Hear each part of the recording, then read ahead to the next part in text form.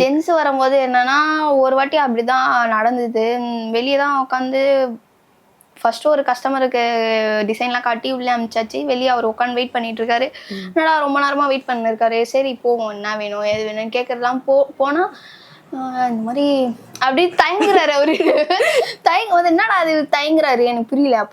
அப்புறம் அவர் சொல்றாரு, இல்ல எனக்கு லவ்வர் இருக்கு, அவங்க பேர் போடணும். போடலாம் ப்ரோ, எங்க சொல்லுங்க, செஸ்ல தானே. அவர் சொல்றாரு டைஸ்ல போடணும் எனக்கு அப்படின்னு. அதாவது இங்க போடணும் அப்படின்ட்டார். என்ன ப்ரோ எனக்கு புரியல.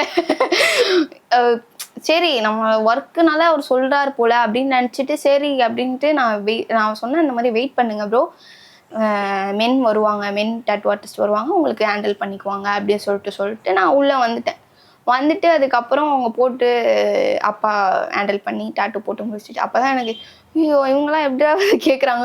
அப்போ ஃபீமேல் இப்படி தானே போய் கேட்பாங்க ஜென்ஸுக்கிட்ட, எப்படி கூச்சப்பட்டு எப்படி கேட்பாங்க. அந்த மாதிரி நிறைய இருக்குது. ஏன்னா அப்பாவும் அதே மாதிரி தான். இப்போ ஒரு ஃபீமேலுக்கு ப்ரைவேட் பிளேஸில் அந்த பிரெஸ்டில் அந்த மாதிரி போடுறாங்களான்னா எனக்கு பார்க்கும்போது அது பிடிக்காது.